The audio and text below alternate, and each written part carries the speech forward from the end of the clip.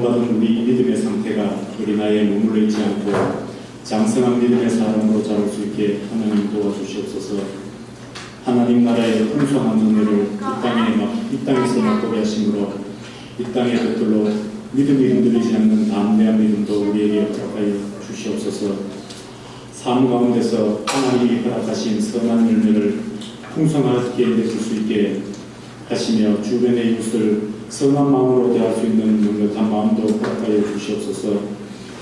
우리의 연약함을 아시는 하나님, 말씀에 순종할 수 있는 선한 마음을 허락하여 주시옵소서. 은혜를 받았다 하지만 여전히 육체에 속하여 있어서 말씀을 거스리고 불순종케 하는 마귀의 유혹을 담대히 이길 힘이 부족합니다. 성령의 충만함을 통해 악한 마귀를 대적하며 승리하도록 하나님 도와주시옵소서. 정교인 여름 수련회로 함께 예배드리게 하신 하나님 감사합니다. 선택과 결정을 넘어가는 신앙 주제로 하나님께로 나아가고자 합니다.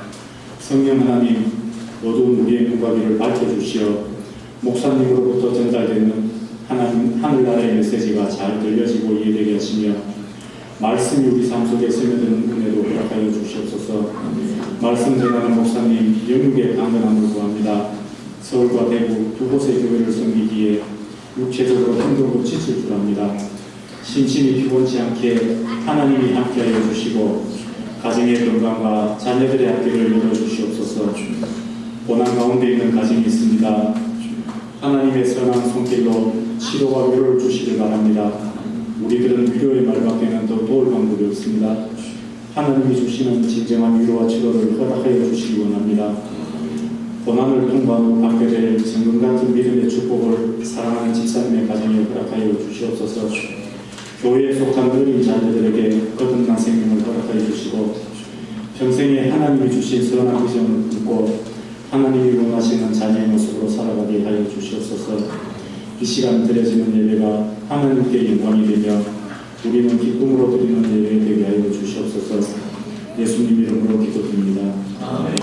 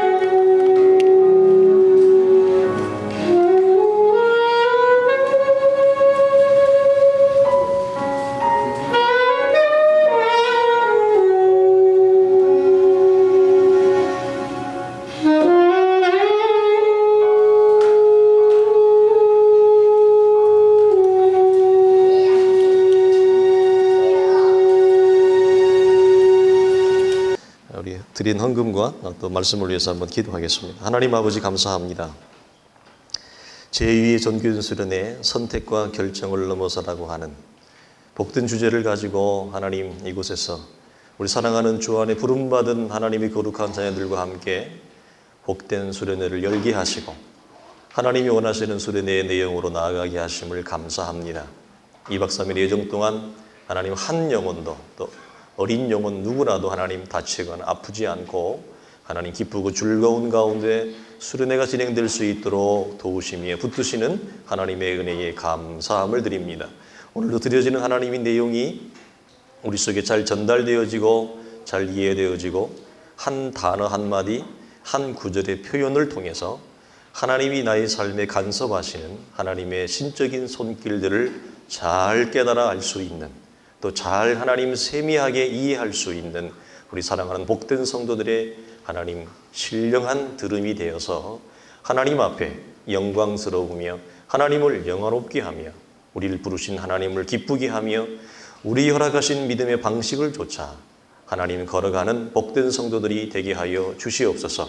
하나님 앞에 감사하여 이 모양 저 모양으로 드리는 예물의 드림을 우리 하나님이 받으시며 우리의 삶의 전부가 하나님의 손에 있음을 인정하는 아름다운 드림과 고백이 되어서 우리가 저 천성에 이르기까지 또 우리가 이 땅을 떠난 후에 허락되어진 우리의 자녀들의 모든 걸음 속에도 나의 삶과 동행하셨던 하나님이 우리 자녀들의 삶에도 동일하게 역사하시고 동행하실 하나님의 은혜를 감사하며 찬양하며 그 하나님 앞에 아름다운 전 인생의 헌신을 약속하며 드려지는 모든 드림이 하나님 앞에 기쁨과 영광이 되어지게 하여 주옵소서.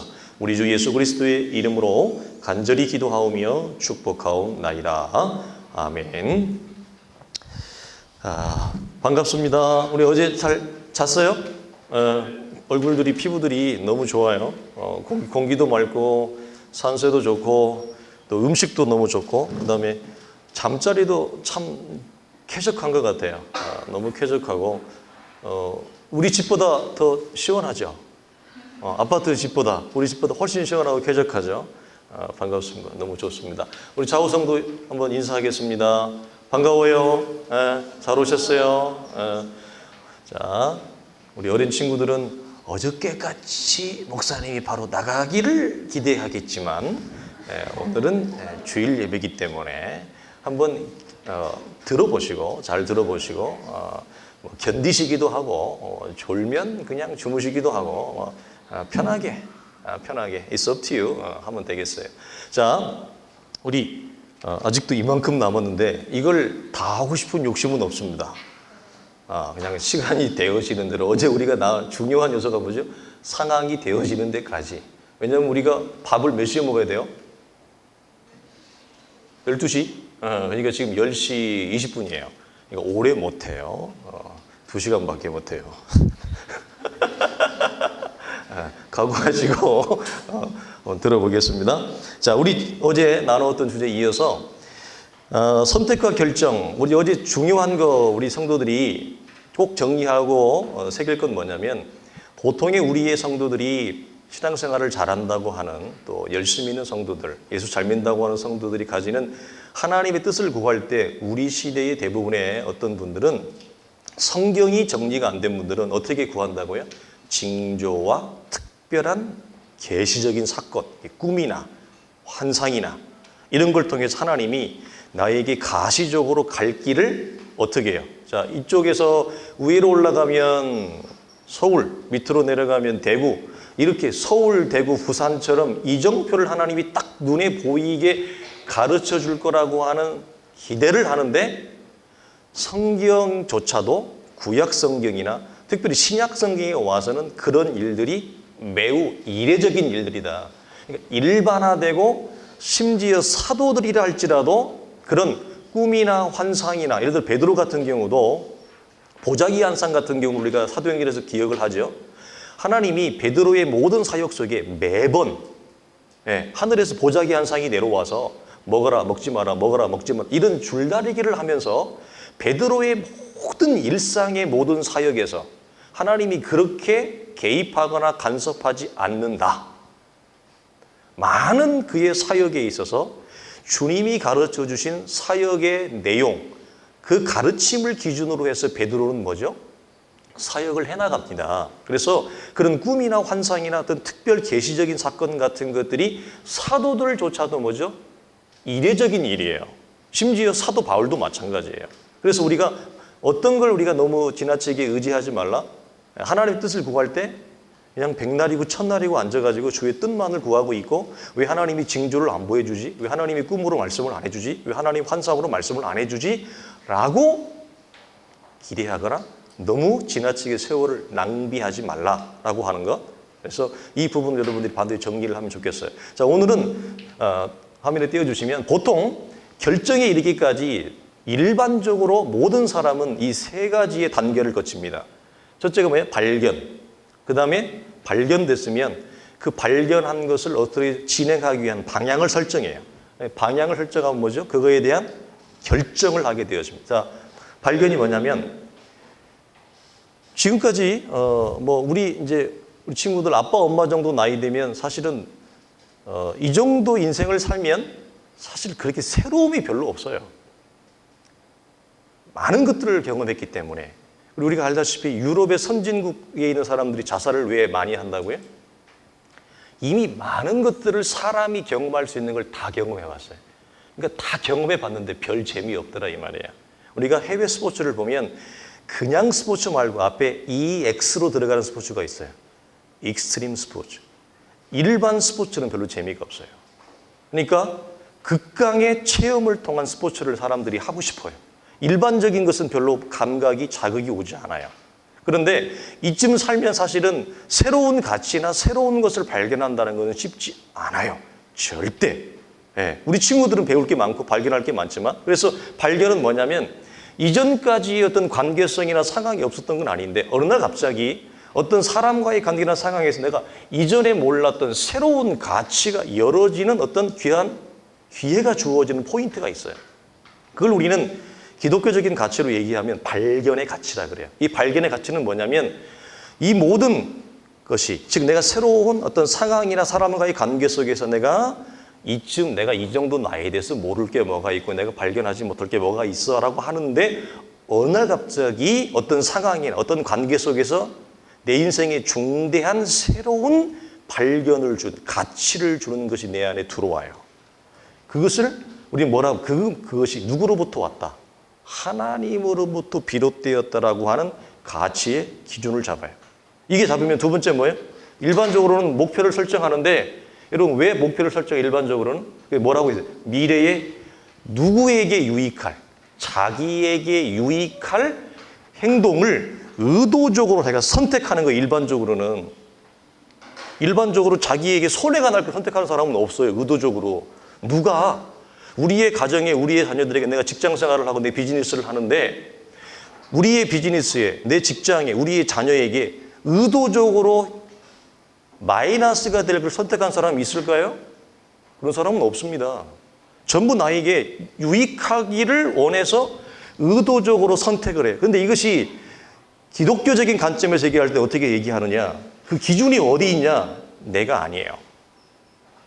하나님의 뜻을 구별하는 포인트 가운데 하나가 뭐냐면 내 이익이냐 유익이냐, 즉 다른 말로 하면 내가 하나님을 이용하는 거냐, 아니면 하나님이 나를 사용하시는 거냐, 즉 내 인생이 하나님 앞에 드려지는 선택이냐, 아니면 내가 하나님을 내가 이용하는 선택이냐, 잘 봐야 돼. 그런데 성경적 가치를 따라온 그리스찬들은 내가 하나님을 이용하고 활용하는 선택을 하면 뭐가 우리 안에 울림이 있다고요? 내가 아는 성경적 사실이 내 양심에 울림을 줘요. 둥둥 쳐요.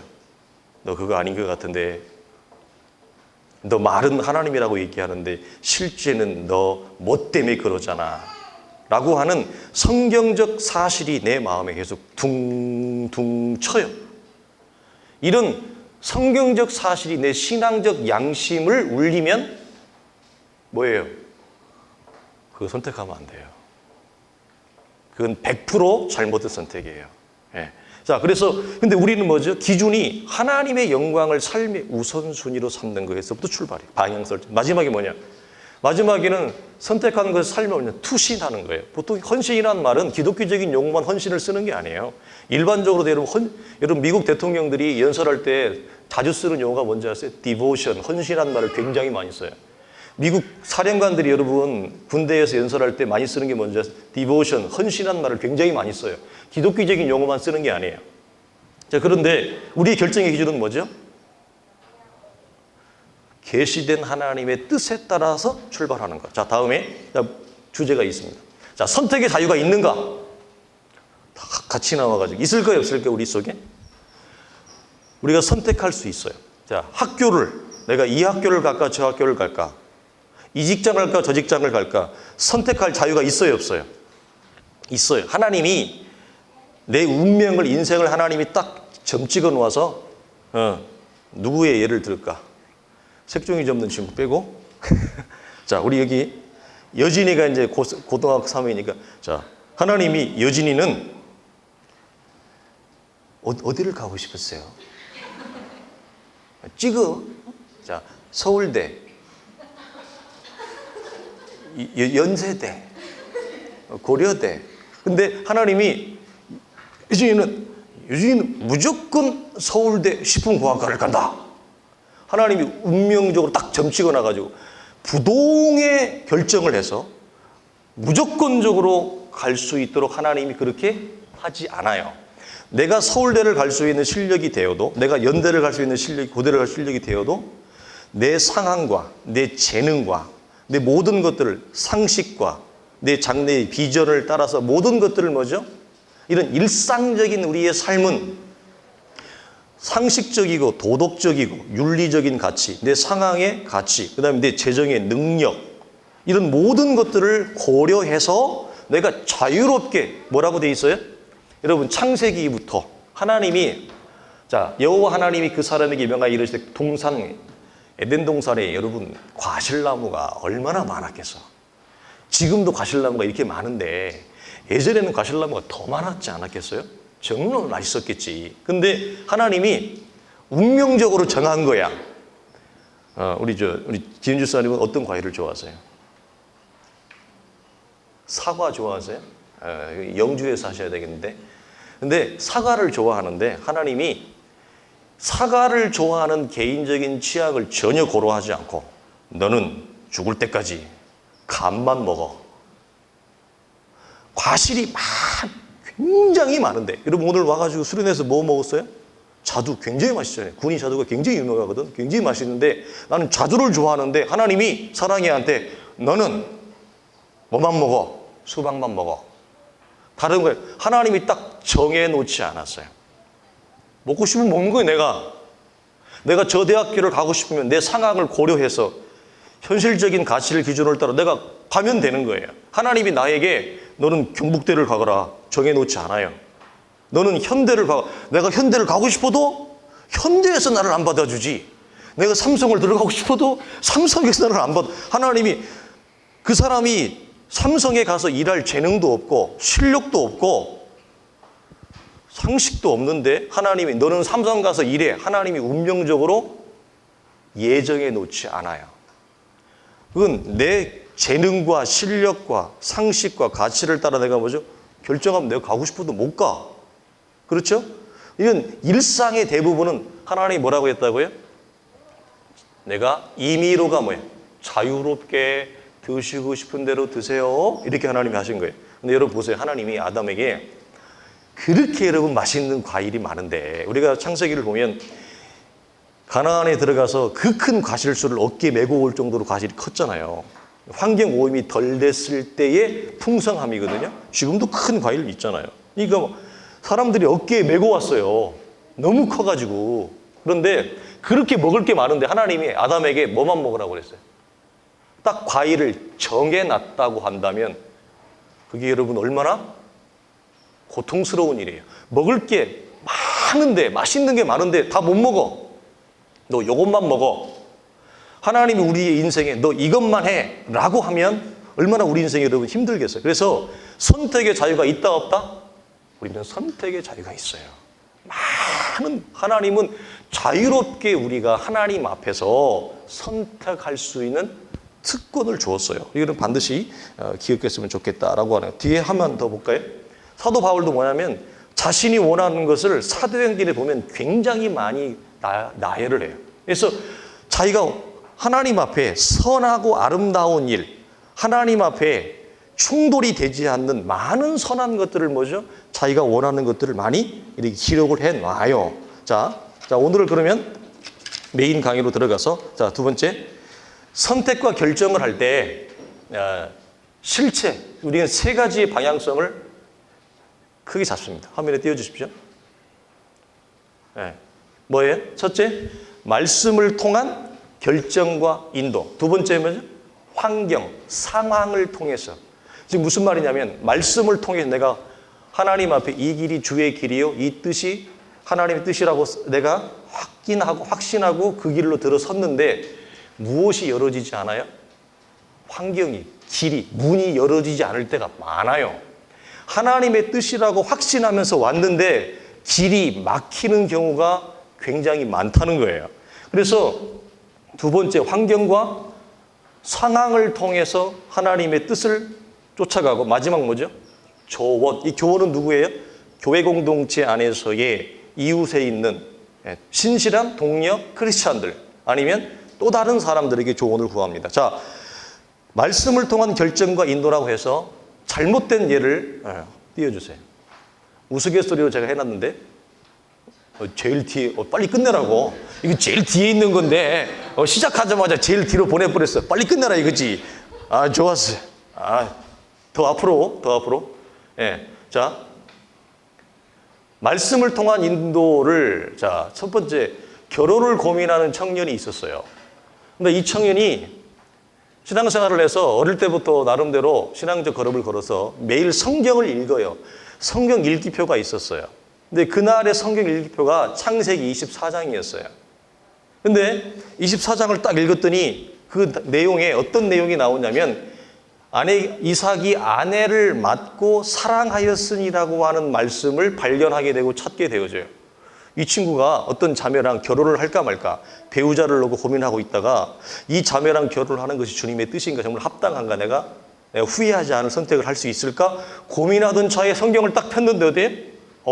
아내로 맞고 결혼을 했대, 사랑을 했다는 거죠. 아, 이게 솔깃하지 않을까요? 여러분 별로 사랑을 안 해봐서 그러는데 결혼을 할까 말까 하는 찰나에 저런 구절을 24장을 폈는데 저런 구절이 나왔다. 솔깃하죠.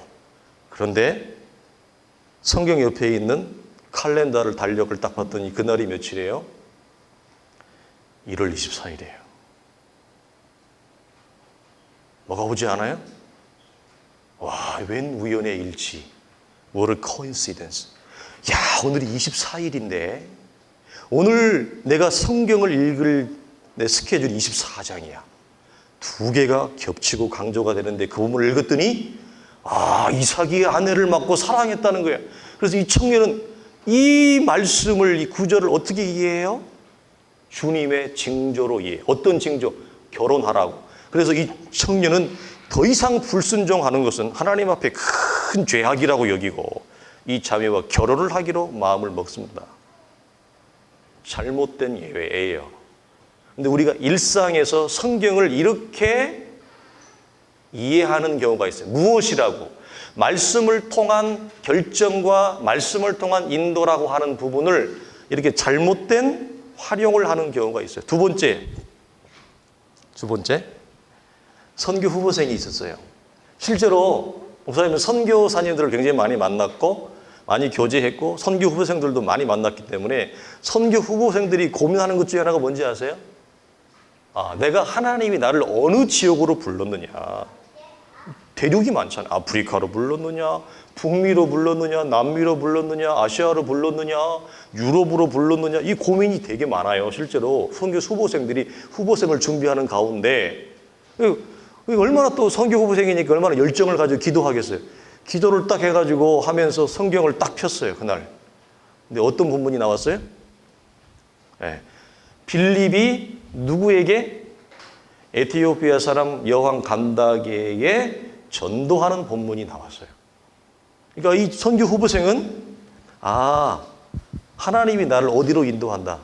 아, 에티오피아. 근데요, 하필 그날 아침에 내려서 마신 커피가 어떤 커피였어? 루안다가 아니고 에티오피아 커피가 내가 웬 우연의 일치? 야, 에티오피아 커피도 맛있는데 성경을 읽어봤더니 에티오피아 여왕 간다게에게 빌립이 복음을 전하더라. 아, 하나님이 나에게 어디에 가서 에티오피아에 가서 복음을 전하라고 하더라. 이렇게 이해를 하는 거죠. 여러분 우습죠? 우스워요, 안 웃어요? 안 웃어워? 안 웃어? 목사님은요, 이런 두 번째에 해당하는 경우, 1번에 해당하는 경우 많이 만나봤어요. 적지 않게 만나봤어요. 그리고요, 상담도 이런 경우 많이 받아봤어요. 저는 전부 다 아니라고 단호하게 얘기해요. 단호하게. 자, 이게 굉장히 우스꽝스럽잖아요? 네, 다음 보여주세요. 놀라울 만한 건 이걸 우리말로 하면 우연한 선택이라 그래요. 앞에는 그냥 넘어가. 저게 러시아어처럼 보이지만 러시아가 아니라 라틴어인데 우연한 선택. 이게 뭐냐면 어떤 결정을 내야 할지 내가 도저히 모르겠는 거야. 그럴 때 여러분 성경을 펴가지고 여러분 펼쳐본 적 있어요, 없어요? 주님, 주의 뜻이 어디에 있습니까? 가르쳐 주십시오. 성경 핀 적 있어요, 없어요? 저도 있어요. 저도 해봤어요. 아, 실제로 해봤어. 아니, 누가 시킨 건 아닌데 그렇게 해보고 싶더라고. 하도 답답해서. 그래서 20대 때, 아주 어릴 때 성경을 주여 가르쳐 주십시오. 어느 것이 주의 뜻인지 하고 딱 폈는데, 이게 아닌가 보다. 또 피고. 아주 몇 번을 폈는데 내가 지금 뭐 하는 짓이지? 덮어버리고 나가버리고 모르겠는 거예요. 근데 이게 실제 교회 역사에 있었다 없었다? 있었어요.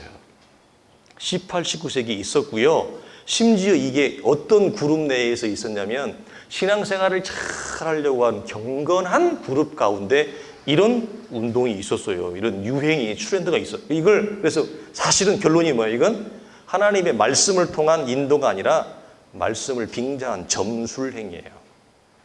여러분이 꼭 기억하십시오. 자, 하나만 더 우스갯소리 보면 이런 거예요. 이거 세 가지 여러분 보세요. 어떤 사람이 고민하다가 성경을 딱 폈는데 뭐라고 해? 유다가 가서 목을 매달았다. 이게 하나님의 뜻을 발견하는데 대표적인 잘못된 예를 가지고 만든 이건 유모예요. 근데 주의 뜻을 물어봤는데 뭐죠? 그날 성경을 폈는데 주의 뜻을 가르쳐 주십시오 열어봤더니 목을 매달았다는 게 이건 아닌데? 내가 지금 목을 매달라고 이건 아닌데 하고 또 딱 폈더니 뭐예요? 너도 가서 그렇게 하라. 그러니까 이건 더더욱 아니지. 어떻게 하나님 나한테 이럴 수 있어? 주여 가위바위보도 3세판인데 이번 3세판은 제가 물어봐야 돼요. 마지막 딱 폈는데 뭐라고 나왔어요? 뭘 하고 기래? writing. 빨리 가서 너 뭘 꿈을 대? 빨리 가서 죽으라. 말씀을 통한 징조를 구하고 뜻을 구할 때 우스꽝소리로 나오는 얘기지만 이렇게 말씀을 활용하면 뭐죠? 하나님의 의도와 전혀 상관없다. 그럼 뭐냐? 자, 보세요. 다음 보여주십시오. 목사님이 좀 빨리빨리 진행을 하도록 하겠습니다. 자, 말씀을 통한 인도. 대표적인 우리가 구절이 너무너무 많지만 우리 히브리서를 다 했기 때문에 히브리서 1장의 첫 마디가 뭐죠? 옛적의 선지자들을 통하여 여러 부분과 여러 모양으로 우리 조상들이 말씀하신 하나님이 자, 여러 부분과 여러 모양으로 그러나 이제는이라고 하는 것은 뭐냐면 그리스도가 오시고 그의 십자가와 구속의 사역을 다 이루시고 그 다음에 모든 성경을 하나님의 교회 공동체의 일목요연하게 완성을 시켜준 그 기준을 얘기하는 거예요. 그래서 주님이 오고 난 이후에도 성경이 완전히 정경으로 완성되어 지금의 우리의 성경책으로 남는 데까지는 400년에서 500년 동안 걸려요. 구약시대 우리가 나왔던 구름 기둥과 불 기둥에 하나님의 말씀이 있어요, 없어요? 없어요. 하나님이 우리에게 당신의 뜻을 계시할 만한 뭐가 없어요?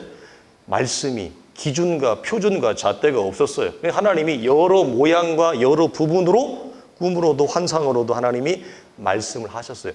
그러나 주목할 것은 뭐죠? 성경이 완성되기 전이라 할지라도 그런 꿈과 환상의 사건은 이스라엘에 매일 주어지는 일상의 사건이 아니었다는 거예요. 예. 우리가 이 부분을 잊지 말아야 돼. 그러니까 이제는 성경이 완성되어졌을 때 우리는 하나님의 말씀을 통해서 하나님의 뜻을 찾고 묻고 우리가 알 수 있다고 하는 거예요. 이 부분을 기억하면, 그래서 첫 번째가 뭐냐? 말씀을 통한 이 주의 뜻에 대한 분별과 인도는 가장 귀중한 통찰력을 우리에게 제시를 해줍니다. 이게 우리의 삶의 첫 번째 원칙이에요. 십계명처럼 우리가 주의 뜻을 우리가 세 개로 분별했죠. 두 번째에 해당하는 하나님이 바라시는 뜻 같은 것들은 성경에 1차적으로 기록이 되어져 있어요. 뭐라고? 지금 내가 말은 안 하지만 지금 내가 우리 아내랑 우리 남편이랑 사는 게 내가 너무 힘들어. 내가 솔직히 말은 안 하지만 내가 도저히 내가 참고 견디는데 이건 아닌 것 같아. 이렇게 살아가는 게. 그래서 뭐 요즘 시대에 뭐 이혼하는 게 뭐 별것도 아니고, 요즘 시대에 이혼하는 게 뭐 사람들한테 뭐 주목받는 것도 아니고, 뭐 대단히 뭐 사람들한테 뭐 죄도 아닌 것 같고, 심각하게 이 사람이 뭘 생각해 봐요? 한번 헤어져 봐야 되겠다. 고민할 수 있어요. 부부들이 그런 고민을 해요. 그런데 주의 뜻을 물어보고 말 것이 없어요. 십계명으로 상징되어지는 하나님의 말씀에 뭐라고요? 나뉘지 말라.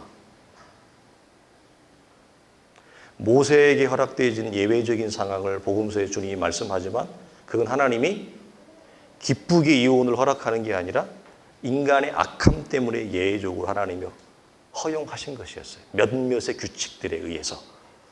그래서 이건 물어보고 말 게 없어요. 성경에 1차적으로 명시적으로 딱 기록되어 있어요. 컨닝을 하려고 그러는데 주님 컨닝을 할까요 말까요? 이런 바보가 어디 있어요? 아버지 지갑에 돈을 철쩍 딱 보니까 아침에 일어났는데 우리 아버지가 굉장히 어제 늦게까지 과음을 하시고 들어오셔가지고 내가 왔다 갔다 하는데도 우리 아버님이 인기척을 못 느끼고 푹 주무셔. 딱 나가려고 하는데 이 뒤에 호주머니에 뭐가 보이더라? 지갑이 뾰족 튀어나왔어. 근데 또 오늘 애들이랑 놀기로 약속을 했는데 아버지가 어머니가 요즘 용돈도 안 줘. 돈이 다 떨어졌어. 지갑을 탁 열면서 손을 대고 주여 이 지갑에 손을 대는 게 주의 뜻입니까? 아니면 물어보는 게 바보죠. 성경에 1차적으로 기록되어져 있는 표면적으로 드러나 있는 것들은 주의 뜻을 물어볼 게 없어요. 도적질하지 말라. 십계명에 돼 있잖아요. 십계명의 10가지의 원칙을 기준으로 해서 수없이 많은 1차적인 하나님의 뜻을 분별하는 기록들이 성경에 엄청나게 많아요. 대부분 많이 걸려요, 거기서. 그러니까 우리는 물어볼 게 없어요. 이미 알고 있어요. 그러니까 이런 건 여러분, 뭐가 어려워요? 분별이 어려워요? 순종이 어려워요? 분별이 어려운 게 아니라 순종이 어려워요. 여러분, 다니엘이, 혹시 다니엘 본문 말씀 있나요? 없어요? 없네. 자, 다니엘이 여러분, 나라가 무너져서 여러분 끌려갔죠. 근데 다니엘이 자기 민족이 아닌 그 문화를 받아들여요. 이름을 개종합니다, 여러분. 사실 여러분, 우리도 내 이름 부모님이 지어줬는데 내 이름을 갑자기 확 바꿔요. 성도 바꿔요. 누가 기분 좋겠어요? 근데 다니엘과 새 친구들이 자기 이름, 정체성을 바꾸는데 그냥 아무 얘기도 안 합니다. 그 사람들이 입는 옷을 입는데도 아무 얘기도 안 합니다. 그리고 거기서 교육을 받는데도 항변하지 않습니다. 다 따라갑니다. 이렇게 순응해요. 그 새롭게 간 문화에, 나라에 순응을 해요. 그런데 갑자기 반기를 들어요. 손을 딱 들고. 이건 아닙니다. 이건 못하겠습니다. 무엇에? 음식에. 근데 왜 그 음식에는 여러분 다니엘과 새 친구들이 심지어 막 목숨을 걸잖아요. 아니 이름 바꿀 때는 아무 얘기도 안 하고 바벨론식의 교육을 받을 때도 아무 얘기도 안 하고 옷을 줄 때도 아무 얘기도 안 하고 기까짓 거 뭐 음식 먹는데 음식에 생명을 걸어. 이거 좀 웃기잖아. 우스꽝스럽잖아요. 여러분 다니엘과 새 친구들이 근데 주의 뜻을 묻지 않아요. 바로 아니다고 얘기해요. 왜 그렇죠? 모세의 율법에 기록되어져 있는 정결한 음식이 아니었어요. 그 음식이. 그러니까 율법에 명한 정결 예식과 충돌해요. 그러니까 거기에는 뭐죠? 바로 노 그래요. 그래서 여기는 하나님의 뜻을 물어볼 것도 없고 분별할 것도 없어요. 그냥 알아요. 뭐가 어렵다고요? 순종하면 어떻게 되는데? 배가 고파? 순종하면 다니엘과 그의 친구들이 목숨을 잃을 수 있어요. 그러니까 분별이 어려운 게 아니라 여기는 어떤 용기가 필요해요? 생명을 내놓을 정도의 결단의 용기, 순종의 용기가 필요한 거지. 근데 여러분, 우리가 많은 경우에 하나님의 뜻을 분별할 때 우리가 분별도 어렵지만 더 어려운 건 뭐예요? 순종이 더 어려워요. 알아도 못 가요. 두려워서. 우리가 선을 위한 아름다운 가치와 하나님의 나라의 대의를 위한 분별이 내게 들어왔어요. 들어왔다고 해서 다 순종하는 거? 아니다 그랬어요. 왜? 선하고 아름다운 거니까 어렵지 않을 거라고 생각하지만 절대 어렵지 않아요. 봐봐요. 1차적인 거에 걸려서 뜻을 금방 분별했지만 순종하면 다니엘과 그의 삶에 뭐가 있어요? 핍박과 어려움이 바로 주어지잖아요. 아니 왜 하나님의 뜻을 분별하고 순종했는데 그렇게 되냐는 거죠. 그러니까 우리가 살아가는 이 세상에서는 내 기준에 아무런 부작용에 아무런 위험도 아무런 불행한 요소도 전혀 없는 그런 무결점의 선택과 결정은 있을 수가 없어요. 이 땅을 살아가는 동안에는. 그래서 어느 정도의 뭘 감수해야 돼요? 어느 정도의 위험과 어느 정도의 불행과 아픔을 감수하는 것이 대부분의 선을 위한 선택이라도 그렇다라고 하는 거 잊지 마십시오. 자, 좀 더 구체적으로 보겠습니다. 좀 세부적으로 나누면 그래서 그 앞에 집사님 말씀을 통한 인도의 중간 부분 나왔죠. 어제도 잠깐 나눠보는데 내가 이거 왜 선택해요? 이걸 선택하는 결정의 동기 그리고 여러분 내가 어떤 걸 선택할 때는 내 마음이 나에게 소리를 해요. 너 저거 해. 너 저거 하고 싶잖아. 너 저거 원했잖아. 너 저거 생각했잖아. 마음이 나한테 소리를 한다고요. 그 마음의 소리를 따라 내가 결정하는 거예요. 내 마음의 소리와 반하게 결정하는 건 별로 없어요. 내 마음의 소리와 반하게 결정하는 건 굉장한 고통이에요. 그래서 결정의 동기와 마음의 소원이 무엇하다? 성경과 일치하는가, 부합하는. 이걸 세부적으로 나누면 5가지. 네. 너무나 많아서 일일이 다 열거할 수가 없어요. 제가 나름대로 고민해서 결정한 건데 뭐냐면 5가지의 적용이 되는가를 보세요. 일치하는가. 내 마음의 동기와 마음의 결정의 소원이 무엇과? 하나님을 기쁘시게 하는 것인가? 아니면 나의 유익을 구한 것인가? 하나님을 영화롭게 하는 것인가? 아니면 하나님을 이용하는 것인가? 자, 하나님을 사랑하는가라고 하는 것은 저 안에 뭐가 있냐면 하나님을 사랑하고 내 이웃의 공동체의 유익이 되는 것인가? 자, 나중에 이 결정이 나를 죽이고 나를 따라오려고 하던 각기 제 십자가를 지고 그리스도와의 연합과 죽으심을 말씀했는 이 결정과 선택이 내가 죽고 주님을 세우는 결정인가? 세례 요한이 나는 죽고 주님은 일어서야 된다고 말씀하셨는데 그런 결정인가? 아니면 이 결정이 주님은 조금 손상이 돼도 내가 좀 드러나는 얼마든지 바뀌어요. 마지막이 뭐죠? 성경이 말하는 믿음의 원리와 믿음의 정신의 믿음의 방식에 부합하는 일치하는 결정인가? 이 5가지 보면 여러분 다 걸려요. 웬만한 게 여러분 다 걸려요. 안 걸리는 게 없어요. 일일이 열거할 수는 없어요. 자, 다음 예를 한번 들어보세요. 예 2개 제가 적어놨는데 첫 번째 보세요. 느헤미야 1장 2장 보면 우리가 잘 아는 대로 느헤미야가 술 간원장이었잖아요. 이 직책은 여러분 굉장한 직책이에요. 우리나라로 얘기하면 우리 사극에 보면 이 왕 옆에서 항상 붙어가지고 이렇게 좀 이렇게 돼가지고 이렇게 하는 분 있잖아요. 등 굽어진 새우, 내시장, 넷이 장 같은 굉장한, 넷이 장은요, 밑에 여러분 영의정, 좌의정이 있고 제1품, 2품이 있어. 하나도 안 무서워해요. 왕과 직접 대화를 하는 사람이에요. 예, 이건요, 그 직책과 간직을 초월해 있는 사람들이에요. 굉장히 막강한 세력이에요. 근데 그와 같은 역할을 하는 게 뭐냐면, 느헤미야가 술간원장은 넷이 장과 같은 그런 역할을 해요. 그런 자리에 있어요. 그러니까 힘이 막강해요. 그러니까 거기에서 그 자리에까지 올라간 거예요, 느헤미야가. 자기 동족이 아닌 나라에서, 이방에서.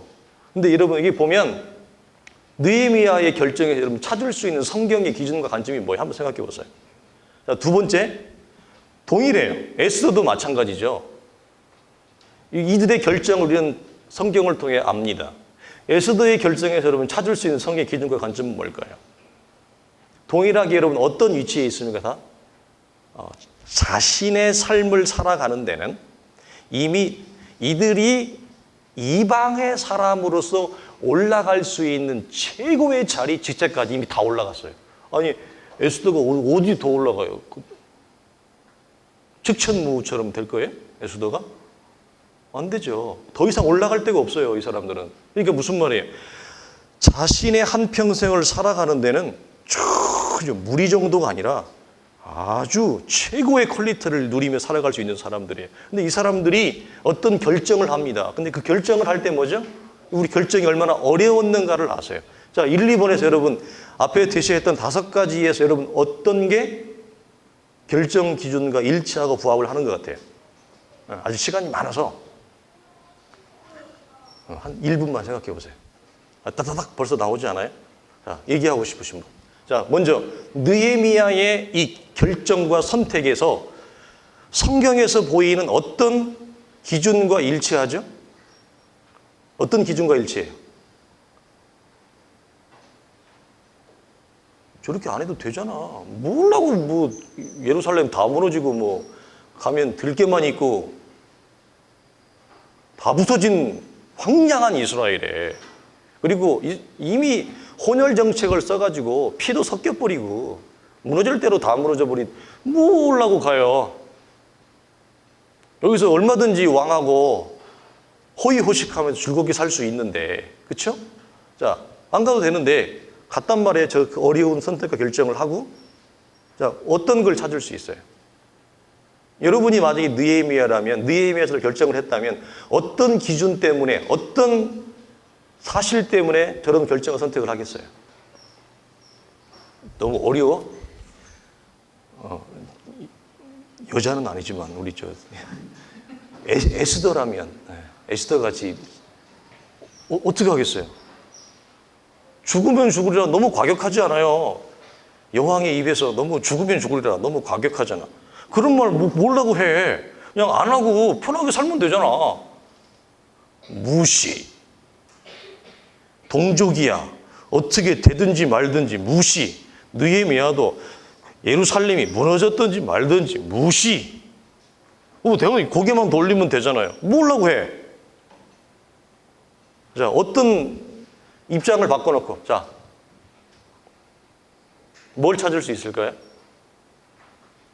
앞에 5가지 세부적으로 나눠.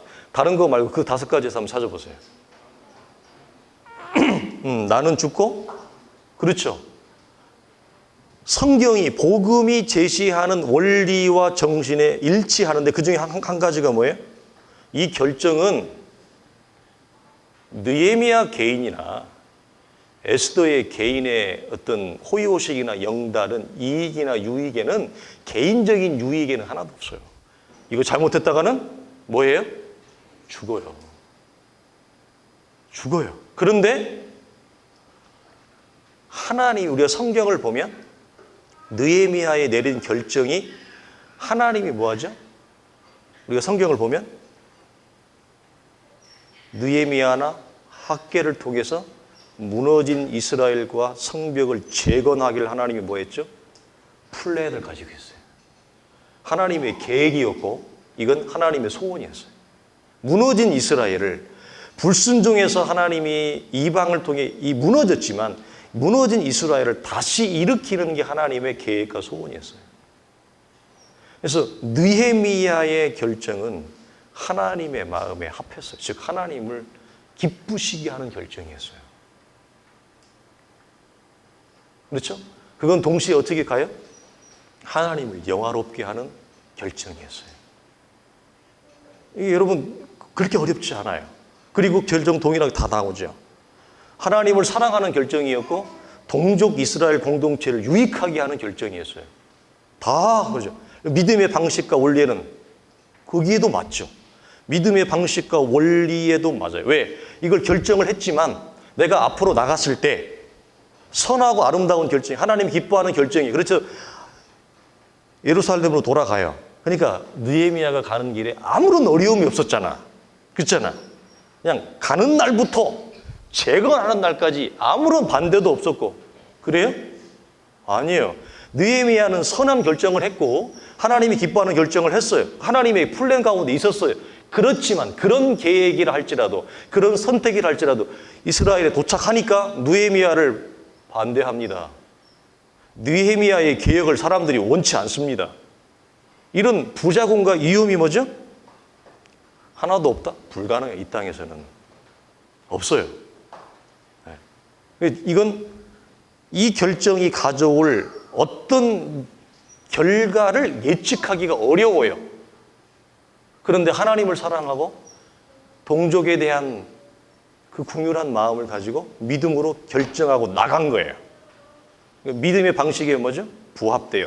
믿음의 방식에 부합된다는 말은 무슨 말이냐면 결과를 훤히 알고 가는 게 아니에요. 우리가 이 히브리서에서 아브라함의 믿음의 걸음을 나했지만 하나님이 아브라함의 내 동족을 떠나 가라 그랬을 때 하나님이 뭐라고 성경에 나오죠? 갈 바를 알지 몰라. 그러니까 알고 간 게 아니에요. 모르고 갔어요. 모르고 어떻게 가냐고요. 답답해서. 나를 부르신 하나님을 뭐 한다? 신뢰하며 믿음으로 한 걸음 한 걸음 가는 게 뭐라고요? 그게 믿음의 방식인데 느헤미야가 이걸 결정을 하고 뭘 알았다고요? 닥쳐올 결과를 몰라요. 느헤미야가 믿음으로 간 거예요. 믿음으로 헤쳐나가요. 믿음의 방식이 뭐예요? 부합해요. 5가지 하나도 여러분 안 걸리는 게 있어요? 없어요? 다 있죠. 에스더도 동일해요. 네. 그래서 하나님의 나라를 위해 자기가 드려지는 결정이에요. 그래서 이건 동족을 살려내려고 하는 하나님의 소원과 어떻게 하나님의 마음과도 일치하는 거예요. 자, 우리 여기서 확인을 합니다.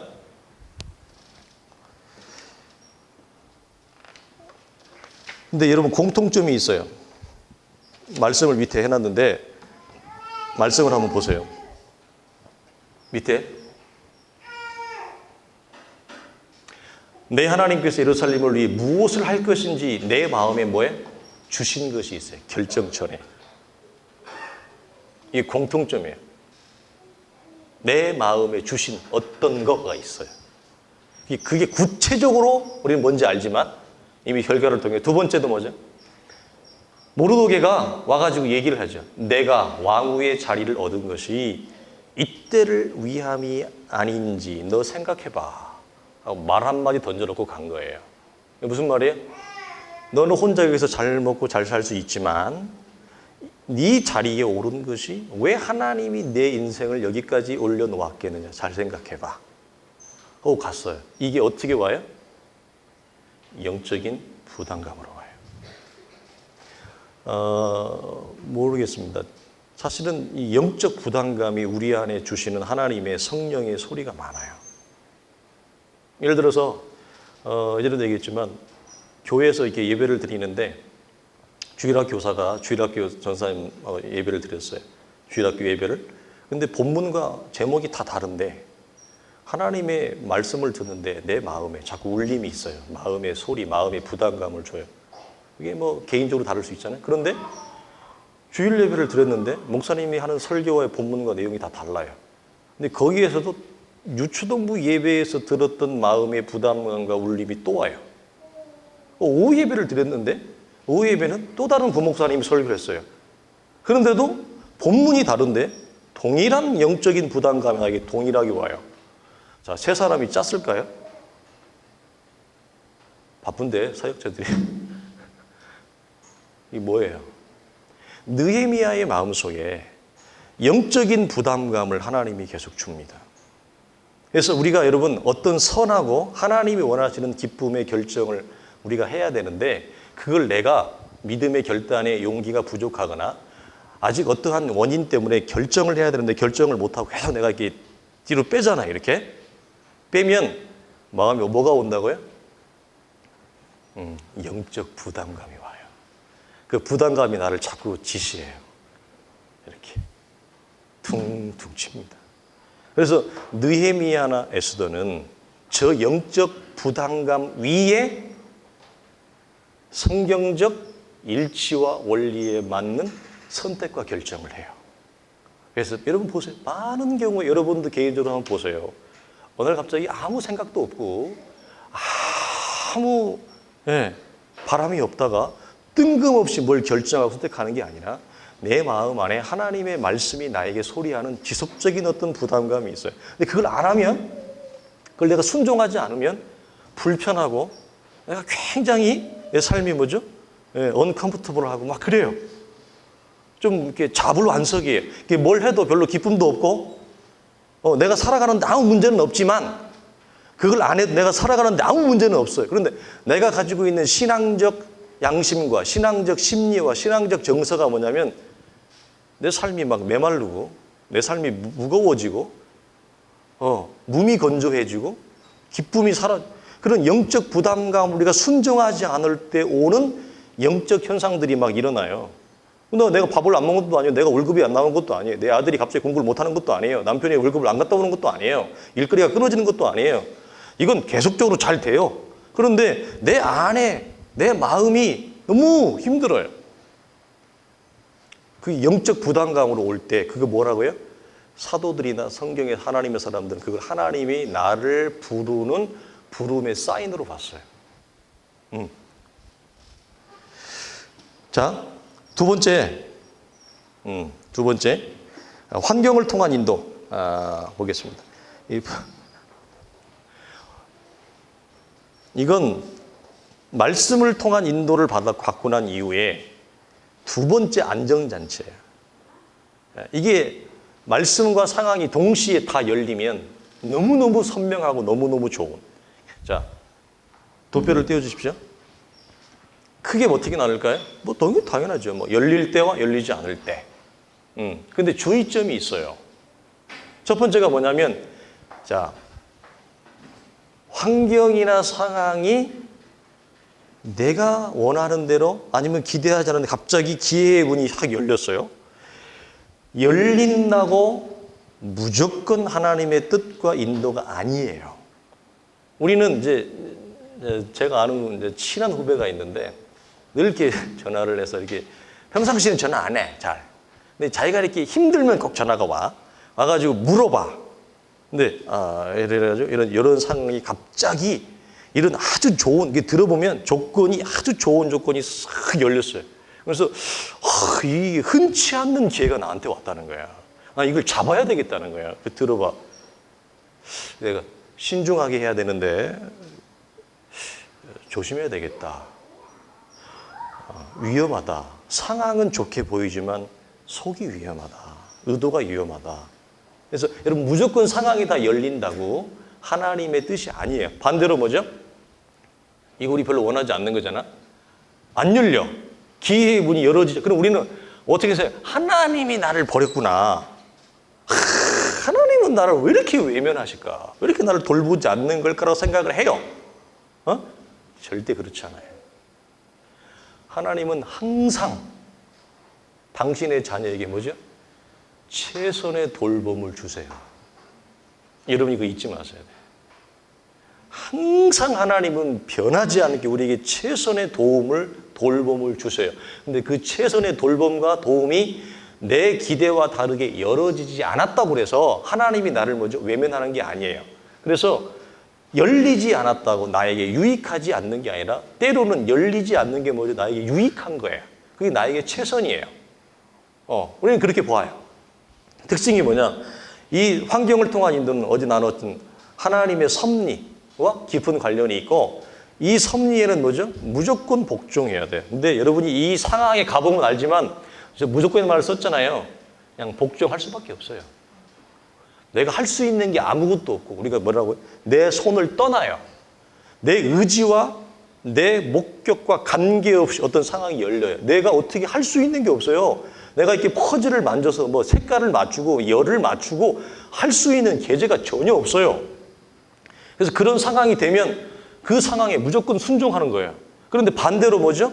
나는 열리기를 바랬는데 상황이 도저히 열리지가 않아요. 그러면 열리지 않는 것이 뭐예요? 하나님이 지금 내게 상황으로 말씀하신 하나님의 뜻이에요. 그러니까 열리지 않는데 계속 열어달라고 하나님 앞에 매어 달리지 말라요. 열리지 않으면 기다려보고 하나님 앞에 여쭈어보고 하나님이 그걸 뭐예요? 받으라고 하면 받는 거예요. 성경이 되게 많아요. 대표적으로 뭐예요? 사도가 선교 여행을 여러 번 계획하는데 사도 바울이 선교 여행을 계획한 대로 다 못 가요. 아니 복음을 전하겠다는데 전도하겠다는데 선교하겠다는데 하나님이 막아. 그런 하나님이 어디 있대? 그런 하나님이 어디 있어요? 심지어 선교하고 전도를 하겠다는데 하나님이 막아. 사도가 어떻게 해요? 순종하여. 아유 하나님 아닙니다. 하나님이 좀 잘못 생각하시는 것 같은데 내가 지금 선교를 하려고 하거든요. 내가 전도를 하려고 하거든요. 왜 하나님 왜 막아요? 이렇게 따지지 않고 하나님 앞에 순종해요. 그리고 방향과 계획을 수정해요. 여러분 굉장히 우리가 주목할 만한 거예요. 그래서 이 상황에는 여러분 무조건 순종하는 거예요. 그리고 순종할 수밖에 없어요. 저 상황에 가면 내가 할 수 있는 게 아무것도 없다니까. 아무것도 없어요. 그래서 세 번째, 우리 마지막, 어제 나누었던 거. 자, 우리 친구들 이제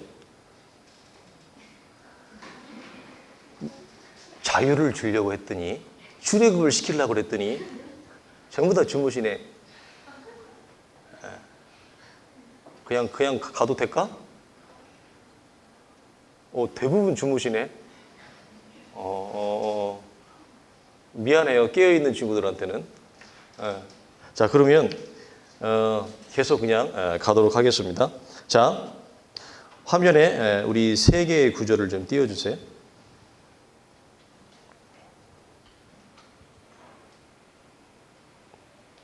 말씀 그 앞에 고린도 후서부터 그 다음에 안 뜨나?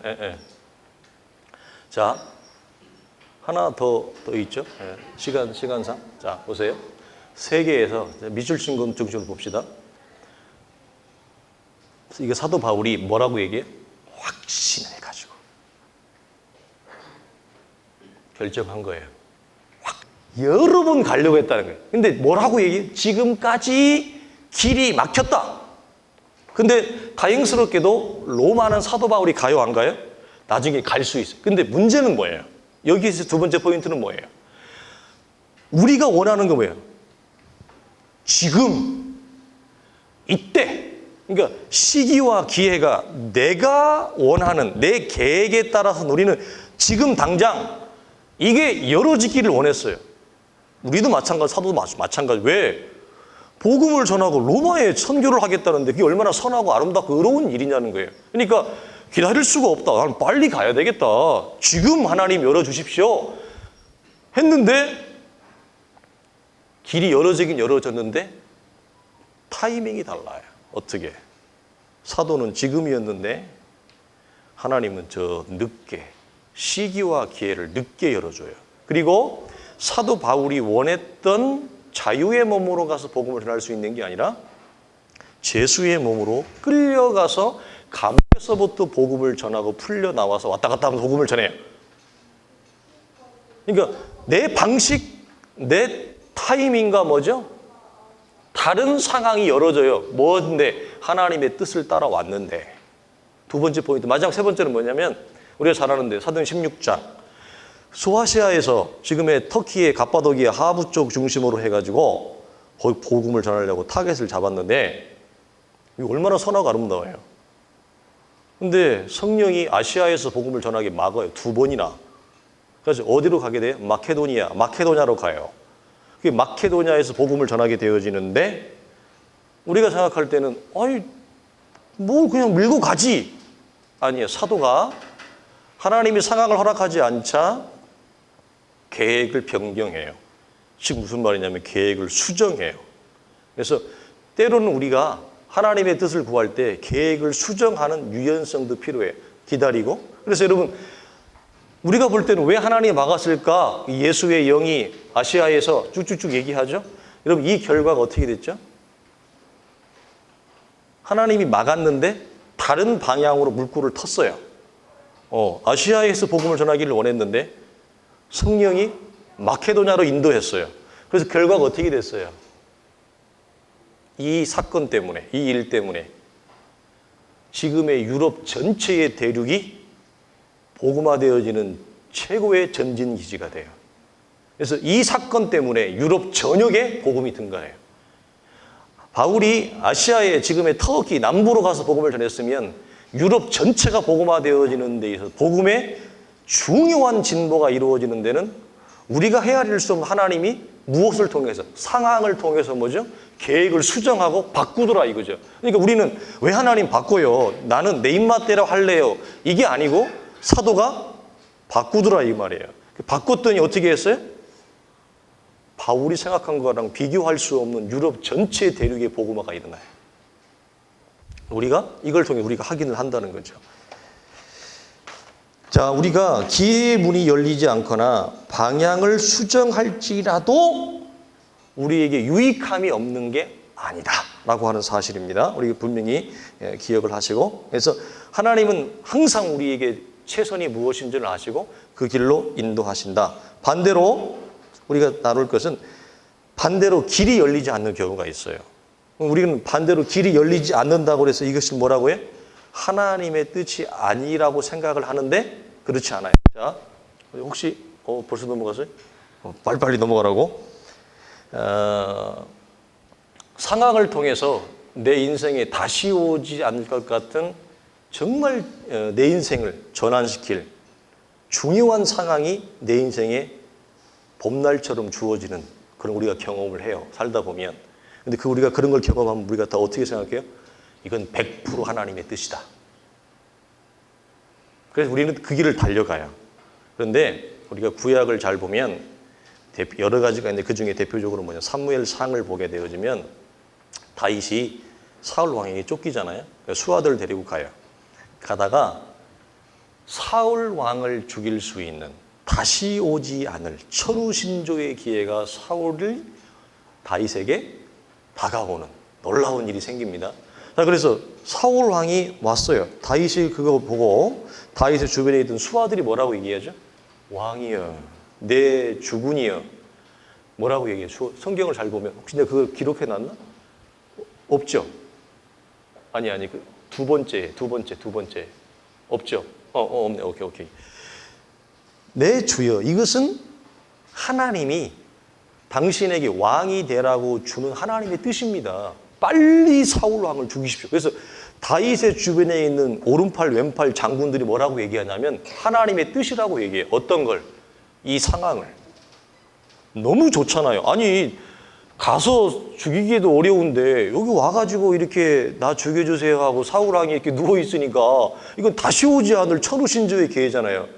그래가지고 수하들이 뭐라고 얘기해? 이건 하나님의 100% 뜻입니다. 내 주군이여, 빨리 명하십시오.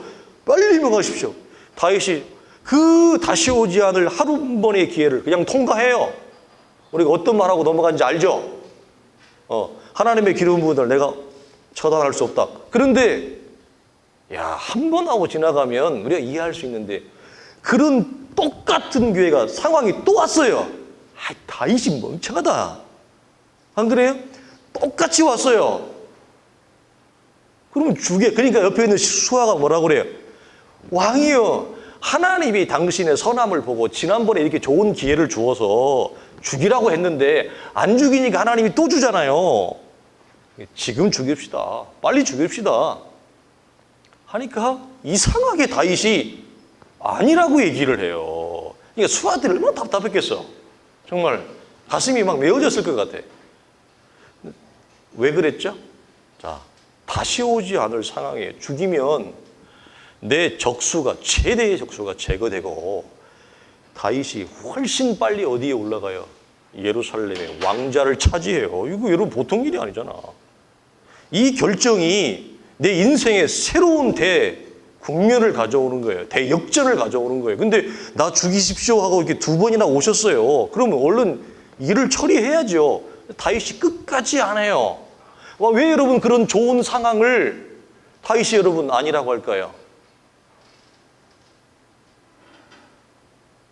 자기가 알고 있는 율법적 사실, 무슨 말이에요? 성경적 사실과 일치하지 않아요. 다윗 시대에는, 특별히 다윗의 시대에는, 지금도 우리 교회 안에 우리 옛날 어르신 장로님들 그런 분들이 많은데 다윗에는 말할 것이 없어요. 다윗의 시대에는 하나님이 기름 부어 구별하여 세운 사람을, 그 사람이 심지어 죄가 있고 그 사람이 심지어 무엇이 있다 할지라도 자기가 임의대로 자기가 개인적으로 처단할 수 없어요. 처단하면 그 사람이 죽어요. 그러니까 하나님이 걔도 죽여요. 그러니까 우리가 그 시대에 또 다른 예를 보면, 이 사울의 수하에 있다가 전쟁터에서 싸우다가 사울 왕을 대신 죽인 사람이 있죠. 사울 왕이 죽여달라고 소원해가지고, 그러니까 자기가 몸이 다쳐서 스스로 못 죽으니까 자기 밑에 있는 쉽게 소년병한테 네가 칼을 들고 있어라. 그러니까 싫은데 내 주 왕이여 그러지 마옵소서 하는데 칼을 네가 대신 들고 있어라. 그러니까 사울 왕이 그 칼 앞에 엎드러진단 말이에요. 스스로 이제 생명을 끊는 거죠. 그걸 나중에 그 소년이 와서 다윗한테 그걸 얘기를 해요. 다윗이 어떻게 하죠? 정리합니다. 하나님이 그런 구약의 다윗은 그랬어요. 그러니까 상황은 너무 좋은 거예요. 그런데 어디와 일치하지 않아요? 성경적 사실, 말씀과 일치하지 않아요. 우리가 중요한 게 있어요. 상황이 아무리 좋아도 그 주어진 상황이 무엇과 일치하는가를 봐라. 성경적 사실, 성경이 주는 가르침과 일치하는가를 봐라. 근데 이것에 뭐죠? 일치하지 않는다는 것을 누가 알고 있었어요? 다윗은 알고 있었어요. 그 상황이 뭐죠? 하나님의 뜻으로 여기지 않습니다. 이게 굉장히 중요한 거예요. 많은 성도들이 우리가 이제 절박하다 보니까, 너무 답답하고 힘들다 보니까 어렵다가 상황이 조금 열리면 어떻게 해요? 할렐루야, 무조건 할렐루야 그러는데 할렐루야가 아닐 수도 있어요. 상황을 항상 무엇으로 비추어 보라? 성경의 사실과 비추어 봐라 라고 하는 거. 그래서 하나님의 말씀과 충돌하는가를 잘 보셔야 돼요. 그래서 우리 마지막 2번째에서 PT 찍어주시면 앞에 결론이 뭐냐? 다음. 왜 안 나오지? 사라져 버렸네. 그 다음에 없던가요, 집사님? 내가 아침에 맞으면서 혹시 지워졌나 보다. 2번째 결론이 뭐냐면, 좋은 상황이라고 그래서 반드시 하나님의 뜻은 아니에요. 좋은 상황을 뭐죠? 해결책이 뭐라고요? 말씀과 비교해보라 라고 하는 것입니다. 그리고 여러분, 만약에 우리가 이 부분에서 조언을 통한 결정 넘어가기 전에, 자, 이런 거죠. 이렇게 생각해 보세요. 만약에 다윗이 사울 왕을 그때 죽였어요. 그 상황을 하나님의 뜻으로 이거 죽였어요. 그럼 어떻게 됐을까요? 한번 생각해 보세요. 어떻게 됐을까요? 왕이 일찍 됐겠죠. 그렇죠? 왕은 일찍 됐겠죠. 그 다음엔 어떻게 됐을까요? 이스라엘의 구약 전체의 역사는 새롭게 쓰여져야 됩니다. 사울왕의 지파가 누구 지파죠? 사울왕의 지파가 베냐민 지파. 다윗은 유다 지파. 이 두 지파 간에 끊임없는 혈전과 싸움이 이스라엘의 역사를 무너뜨립니다. 우리가 사사기를 보면 지파의 싸움, 특별히 에브라임 지파가 이스라엘을 자폭하게 하는데 굉장한 역할을 해요. 그런데 이스라엘의 12지파 가운데 강력했던 지파가 에브라임과 유다와 베냐민이에요. 베냐민 지파들은 이 전쟁에 능한 자들이 많아요. 자기 동족의 수장이었고 그 다음에 자기 동족에서 왕을 낸 사람을 다윗이 죽였다. 다윗이 살아있는 동안 내내 끊임없는 이 유혈 사태가 쿠데타와 게릴라전이 이스라엘의 전역에서 일어납니다. 그러니까 우리가 알고 있는 하나님이 의도하시는 이 구약 이스라엘의 역사는 다시 쓰여져야 될 정도로 뭐죠? 내 계획이 조금 앞당겨지는 것뿐인 것처럼 보였지만 사실은 앞당겨지는 게 아니라 더 늦게 돼요. 이루어지지 않아요. 그러니까 우리가 잘 고민할 게 뭐냐면 어떤 상황을 보고 그걸 내가 취하면 빨리 되고 싶어서 빨리 갈 거라고 생각을 하는데 결론적으로 보면 빨리 안 가요. 왜? 그 상황이 하나님의 말씀과 일치하지 않은 것을 분별하지 못하고 선택했을 때 다윗이 왕은 빨리 됐겠지. 그런데 뭐죠? 되고 난 이후에 이스라엘은 무너집니다. 구약 같은 역사가 이루어질 수 없어요. 여러분 굉장히 우리가 이 부분도 놓치지 말아야 될 것입니다. 자, 마지막 세 번째 다 했어요. 이건 이제 쉬워요. 자, 화면에 보여주세요. 지혜로운 자와 동행하면 지혜를 얻고 시편에 보면 악인과 함께 하라고 해요. 여러분 제가 예전에 전도의 열정이 커서 심지어 어떻게 했다고 그랬어요? 일 끝나고 나왔을 때 문 밖에서 기다렸어요. 그 형을 전도하려고. 근데 이 형은 늘 일 끝나면 목을 적셔야 되는 형이었어요. 그래서 술도 못 마시는 내가 같이 그 원형 테이블 돼지껍데기 같은 거 파는 데 가서 내가 술을 받아주고 참 어리석었죠. 술까지 먹으면서 전도를 했어요. 여러분 우리가 세상을 살면서 지혜가 뭔지 아세요? 친구 따라 강남 간다. 일부러 악한 친구를 사귈 필요가 없습니다. 우리가 요즘 유행가 가사 중에 뭐예요? 유행가 가사 중에 조영구 씨가 새로 부르고 그런 것도 나오대. 참 그것도 노래인가 싶은데 야 이 사람아인가. 아우 제목이 노래가 야 이 사람아야. 그런데 우리가 다 너무 아는 흔한 내용이지만 한평생 사랑하기도 뭐 어쩌고저쩌고 나오는데 세상을 살면서 여러분 악인과 어리석은 자와 자꾸 만날 필요 없어요. 지혜로운 자만 만나도 여러분 힘들어요. 선한 사람만 만나도 힘들어요. 근데 왜 어리석은 자? 이런 거예요. 여러분 무슨 말이냐면 내가 어떤 사람한테 조언을 구하는데 조언이 주제니까 두 개 나눠져요. 같은 공동체 안에서 여러분이 보시기에 지혜로운 크리스찬이 있어요. 그런 신자가 있어요.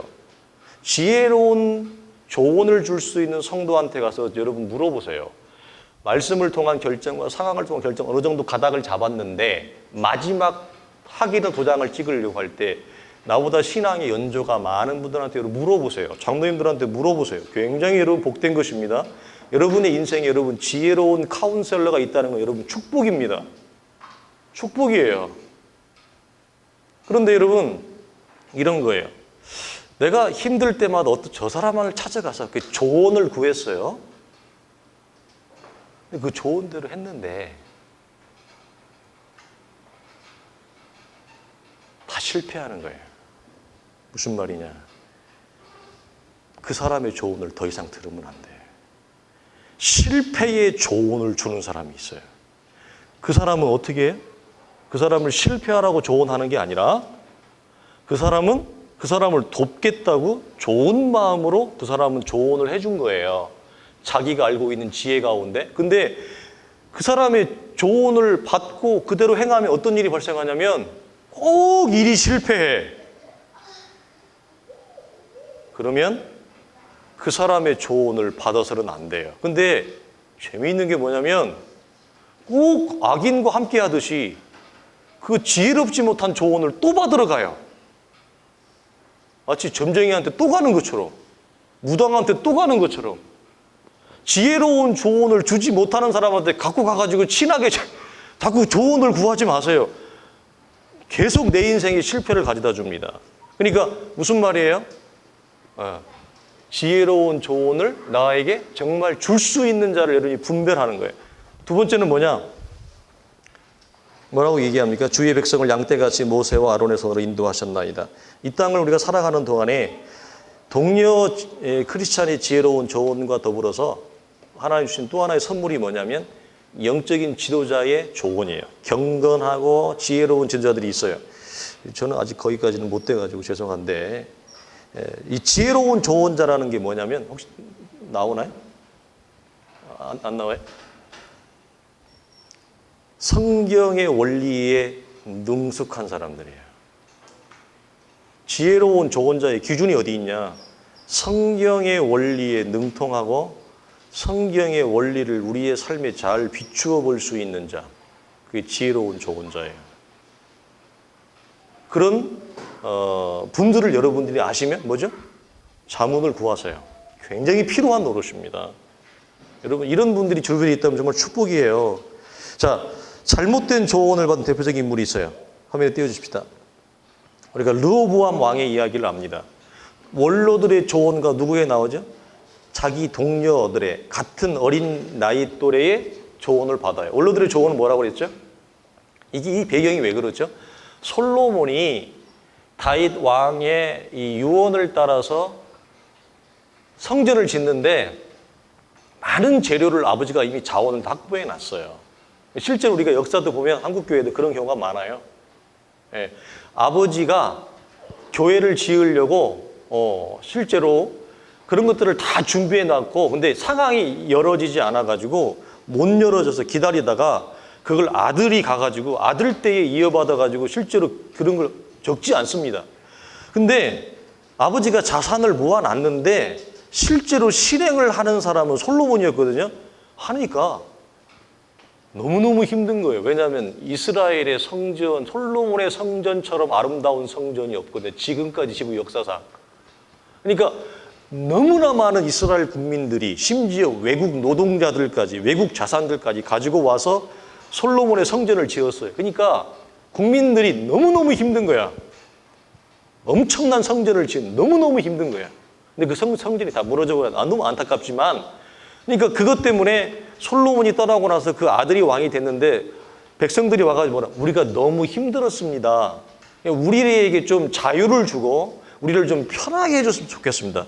이 얘기를 하니까 르호보암이 뭐죠? 조언을 구하는데 두 부류한테 구해요. 한 사람은 뭐죠? 원로들의 조언은 누구예요?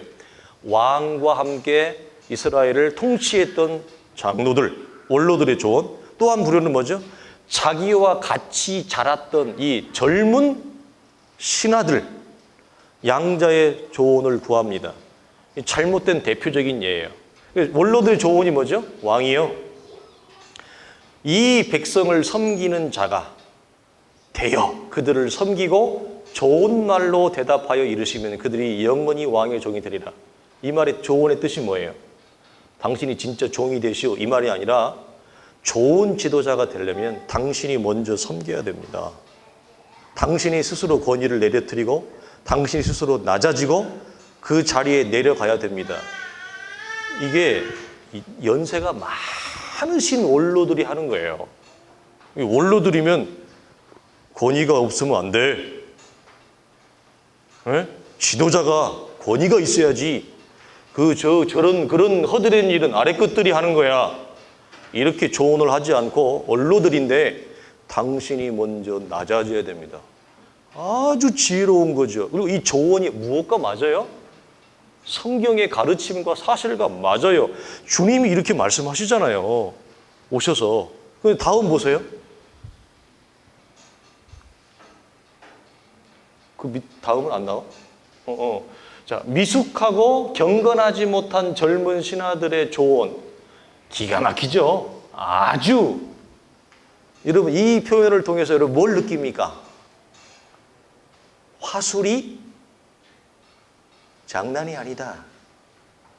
말의 표현이 말쟁이에요, 말쟁이. 응답하기를 내 새끼 손가락이 아버지의 허리보다, 이게 국어 범위 내가 볼 때는 작문시험 100점이야, 이 정도면. 예. 굴군이 내 아버지께서 너에게 무거운 멍에를 매게 하셨으나 나는 너희의 멍에를 더 무겁게 하시니 내 아버지는 채찍으로 나는 너희를 정갈 채찍으로.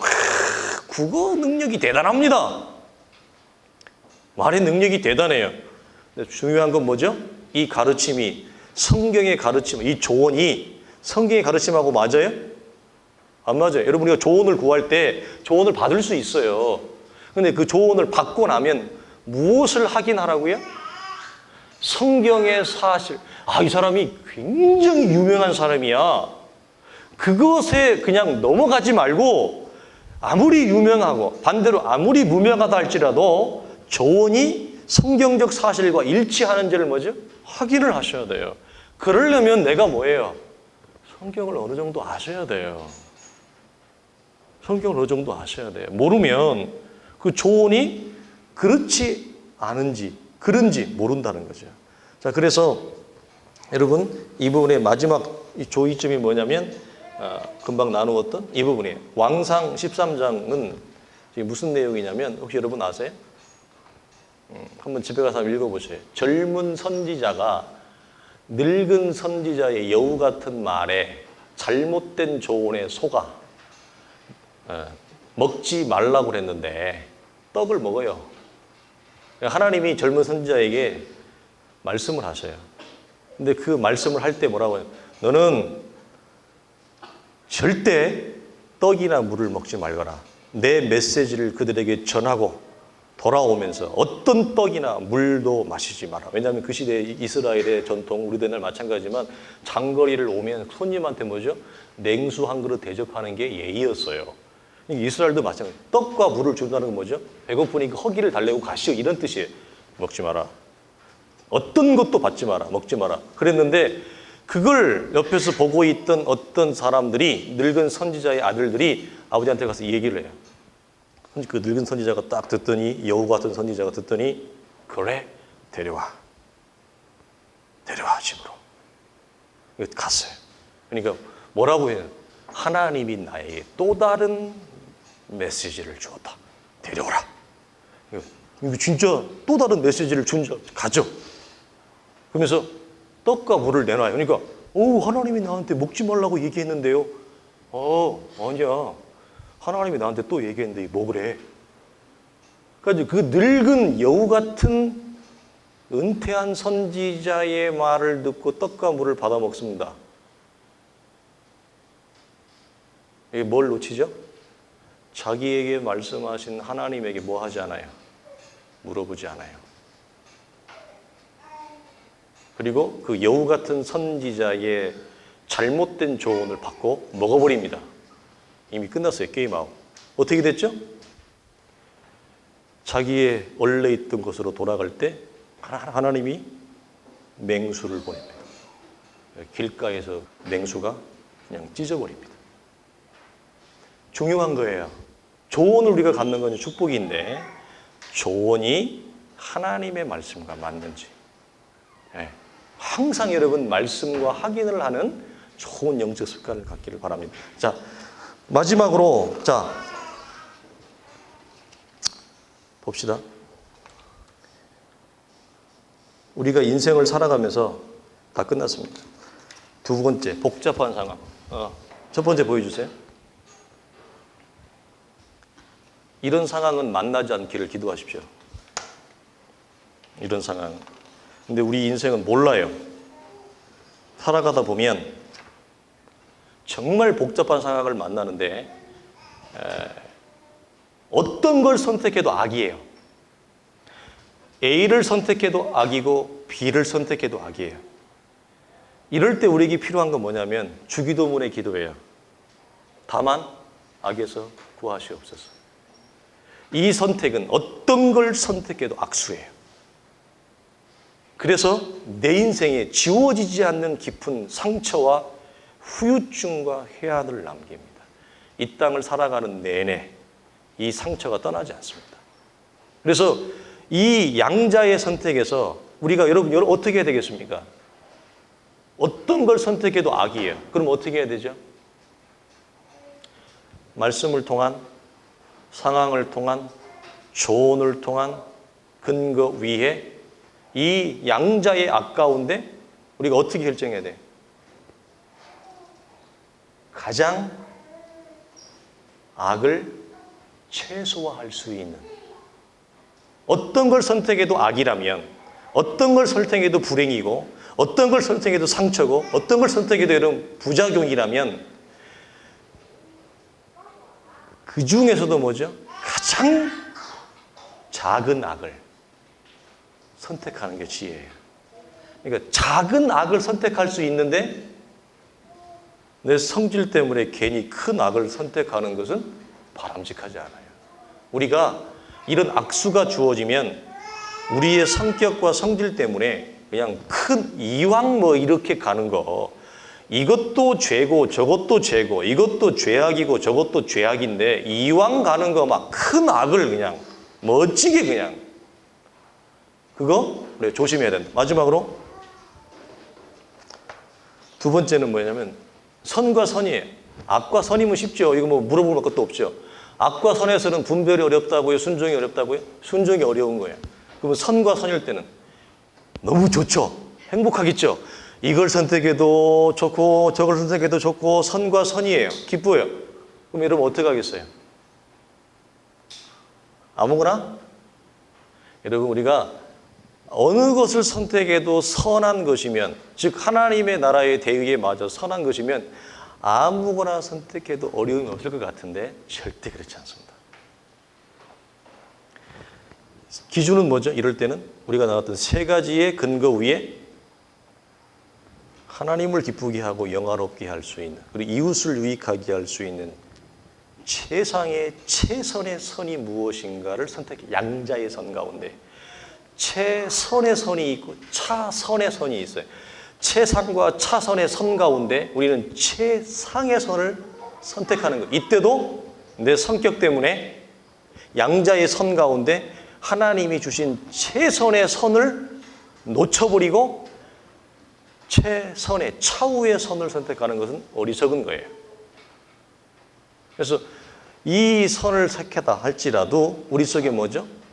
어느 정도의 위험과 어느 정도의 아픔과 불행이 그 안에 내재되어져 있습니다. 그러니까 무슨 말이냐면 하나님의 올바른 뜻을 실행하기 위해서 그것이 선이고 그걸 아름답고 결정했는데 그 결정을 하는 데 있어서 뭐냐면 이 결정을 하는 것이 하나님의 뜻이라고 하는 것이 너무나 분명하게 들어왔는데 이 뜻을 결정하는 데 있어서 뭐죠? 그 과정 중에 뭐가 있어요? 내가 의도하지 않았던, 내가 생각하지 않았던, 내가 바라지 않았던 약간의 불행과 약간의 어려움이 있어요. 그럴 때는 선이기 때문에 위험이 없는 게 아니라 약간의 위험과 불행이 있다 할지라도 뭐죠? 그 선을 선택할 수밖에 없어요. 그러니까 우리가 지나치게 소극적인 것은 아무것도 못해요. 무서워서.